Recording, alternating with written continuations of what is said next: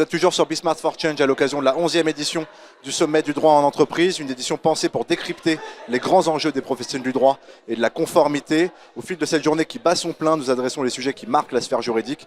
Et s'il y en a un qui fait couler beaucoup d'encre, ce sont les PFAS, les per- et polyfluoroalkylés, des substances chimiques très persistantes, parfois qualifiées de polluants éternels, anti-adhésives, imperméabilisantes, résistantes aux fortes chaleurs. Ces substances sont largement utilisées depuis les années 50 dans l'ensemble des procédés industriels. Aujourd'hui, elles sont dans l'œil du régulateur avec la récente adoption de la loi du 27 février 2025 qui vise à protéger les populations des risques liés à ces substances. Pour en parler, j'ai le plaisir de recevoir à mon micro Vladimir Rostand-Dancezune. Bonjour Vladimir. Bonjour. Vous êtes avocat associé et office head de Dac Beechcroft en France. Peut-être première question déjà, Vladimir. Les PFAS, on en parle beaucoup, mais où est-ce qu'on les retrouve ? Oui, alors excellente question et en fait c'est le fond du problème. Les PFAS, on les retrouve à peu près dans toute la vie courante. On va les retrouver dans les cosmétiques, on va les retrouver dans les couches pour les bébés, on va les retrouver dans l'aviation, on va les retrouver bien évidemment dans les mousses et c'est une grosse partie du contentieux des mousses qu'on utilise pour étouffer, plus qu'éteindre d'ailleurs, étouffer les incendies. On les retrouve dans les médicaments, c'est un élément essentiel aujourd'hui dans l'industrie pharmaceutique pour pouvoir produire des médicaments efficaces. Parce qu'au fond, le problème des PFAS, c'est que ça fonctionne. On a des exemples qui sont multiples.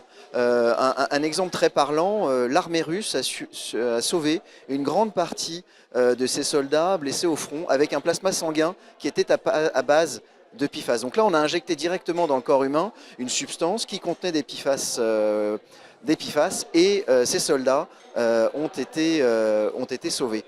C'est notre mode de vie courant. Toutes les boîtes à pizza, tout ce type de boîte qui fait partie finalement de notre quotidien, eh bien ce n'est que, ou pour beaucoup, des PFAS. Alors on crie PFAS, PFAS, PFAS, il faut les interdire.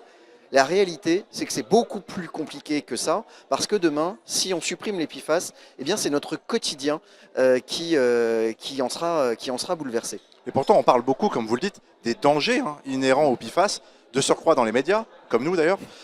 Des procédures ont-elles été déjà engagées, des procédures judiciaires ont-elles déjà été engagées à l'étranger, et si oui, de quelle ampleur ? Oui, alors ces actions sont de grande ampleur.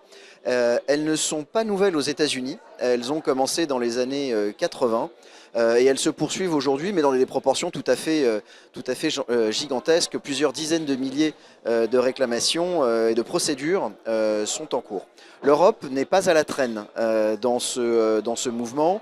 Des arrêts très importants ou des décisions très importantes ont été rendues en Suède. L'Italie, très récemment, il y a quelques semaines, a rendu des jugements tant au civil qu'au pénal. La France est un élément important dans ce dispositif judiciaire avec des actions importantes, notamment dans la vallée de la Chimie, dans le Rhône. Voilà.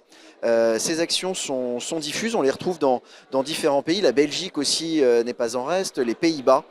Bref, on voit que, à l'image de ce qui s'est passé aux États-Unis et qui explose aujourd'hui là-bas, eh bien, l'Europe connaît également un mouvement plus timide, certes, mais malgré tout très actif. Ce qui ne peut pas m'empêcher de réfléchir aussi par la prospective.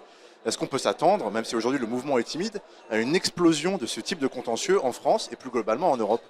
Alors, c'est très probable. Il y a d'ailleurs une action de groupe, ce qui est assez rare en France. On n'a pas la culture de l'action de groupe pour diverses raisons. Il y a une action de groupe qui a été engagée en France avec 500 demandeurs. C'est du jamais vu. Et donc on peut imaginer effectivement que sur une question qui touche au quotidien des gens, à la santé des gens, le PFAS, à la différence de bien d'autres produits, il rentre vraiment dans le quotidien de la vie de chacun. Donc chacun peut avoir l'impression d'être concerné par le PFAS directement et les conséquences des PFAS sont importantes.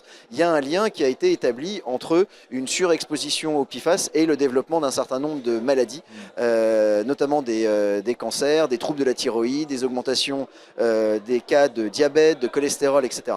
Donc il y a une vraie problématique personnelle qui peut conduire à ce que finalement les actions de groupe qui sont laissées un peu de côté dans nos cultures romano-germaniques trouvent à se développer au travers des PIFAS et particulièrement au travers de ce nouvel instrument qui a été mis en place par le législateur européen, qui est l'action de groupe transfrontière. On peut tout à fait imaginer que les PIFAS qui voyagent, qui véhiculent, qui se transportent à travers l'eau, conduisent à un développement, outre de l'action de groupe, mais surtout de l'action de groupe transfrontière au sein de l'Union européenne. Effectivement, un sujet passionnant, avec effectivement de perspectives assez inquiétantes aussi pour l'avenir. Merci beaucoup Vladimir pour cet échange. Merci de m'avoir reçu. Vous restez avec nous sur Be Smart for Change pour cette 11e édition du Sommet du droit en entreprise.